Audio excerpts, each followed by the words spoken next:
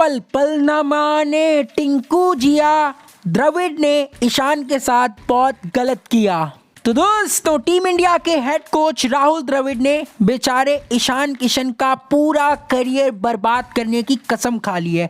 द्रविड़ ने ईशान भाई को अब तीनों ही फॉर्मेट से ड्रॉप कर दिया है, क्योंकि द्रविड़ अब तीनों फॉर्मेट में अपने लाडले राजा बेटा केएल राहुल जी को खिलाना चाहते हैं। भाई ये ईशान के साथ बहुत गलत हो रहा है। ईशान के साथ टीम में कुछ भी सही नहीं हो रहा है। यूट्यूब पर आपको कोई नहीं बताएगा। यूट्यूब पर सबसे पहले मैं आपका दोस्त सागर आपको बताऊंगा कि कैसे द्रविड़ ने ईशान के साथ चीटिंग करी है।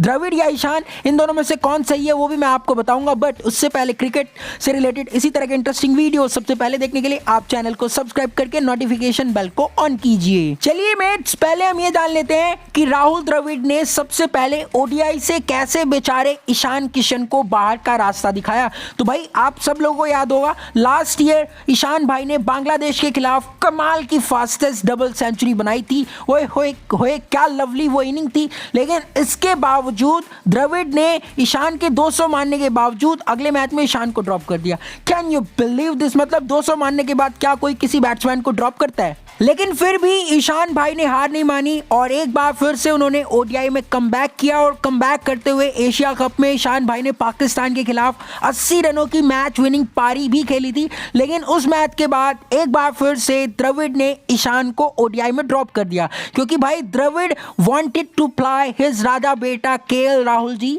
As a wicket keeper in whole world cup. फिर मेट्स टी20 में कैसे ड्रॉप किया, ये एक सवाल उठता है। तो आपको याद होगा ऑस्ट्रेलिया के खिलाफ जो हमारे घर पर 5 टी20 मैचेस की सीरीज थी, उसमें भी ईशान भाई ने नंबर 3 पर अच्छी कंसिस्टेंसी के साथ रन्स किए थे, 250 भी बनाए थे। इसके बावजूद द्रविड़ ड्रॉप ईशान किशन, क्योंकि द्रविड़ टी20 इंटरनेशनल्स में भी अपने लाडले केएल राहुल जी का कमबैक करवाना चाहते हैं। अब मेट्स, बड़ा सवाल यह है कि टेस्ट में भी how he drop Ishan Kishan. हम सबको याद है वेस्ट इंडीज के खिलाफ वेस्ट इंडीज के मुश्किल दौरे पे ईशान भाई ने अच्छे अंदाज से रन्स किए थे। ईशान भाई ने 50 प्लस की एवरेज के साथ रन्स किए थे और उन्होंने विकेट कीपिंग भी अच्छी करी थी। इसके बावजूद द्रविड़ ने ईशान किशन को टेस्ट में भी बाहर का रास्ता दिखा दिया, क्योंकि द्रविड़ जबरदस्ती टेस्ट फॉर्मेट में भी अपने लाडले केएल राहुल जी को खिलाना चाहते हैं एज ए विकेट कीपर। मतलब हमारे द्रविड़ साहब ने टेस्ट सीरीज में केएस भरत और ध्रुव जुरेल जैसे विकेट कीपर्स को तो सिलेक्ट कर लिया,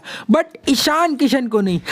कैन यू बिलीव दिस? अब अगर मैं केएल राहुल वर्सेस ईशान किशन के कंपैरिजन की बात करूं तो according to me, according to आपका दोस्त और host Sagar, I reckon ODI में तो केएल राहुल का बनता है। ओडीआई में ईशान किशन की जगह केएल राहुल को ही as a wicket keeper batter खेलना चाहिए, क्योंकि ओडीआई में राहुल भाई ने मिडिल ऑर्डर में रन्स किए हैं। बट उसके अलावा टेस्ट क्रिकेट में, टेस्ट फॉर्मेट में तो केएल राहुल की जगह ईशान किशन को ही एज ए विकेट कीपर खेलना चाहिए, क्योंकि टेस्ट में राहुल के बस की विकेट कीपिंग नहीं है। राहुल बार बार कैच छोड़ देते हैं। आप सबको याद होगा साउथ अफ्रीका के खिलाफ राहुल ने मार्करम का कैच भी छोड़ दिया था। दैट्स व्हाई टेस्ट में ईशान भाई should play as a wicket keeper batter. और रही बात आखिरी बचे टी20 फॉर्मेट की, तो भाई टी20 में भी केएल राहुल की जगह ईशान किशन को ही as a wicket keeper batter खेलना चाहिए, क्योंकि ईशान भाई एक लेफ्टी बैट्समैन है, प्लस ईशान भाई अटैकिंग क्रिकेट खेलते हैं। ईशान भाई केएल राहुल की तरह टुक टुक नहीं करते हैं। तो यार मेरे ख्याल से वनडे में केएल राहुल खेलने एज ए विकेट कीपर, लेकिन टेस्ट और टी20 में as a wicket keeper Ishan भाई की ही जगह बनती है।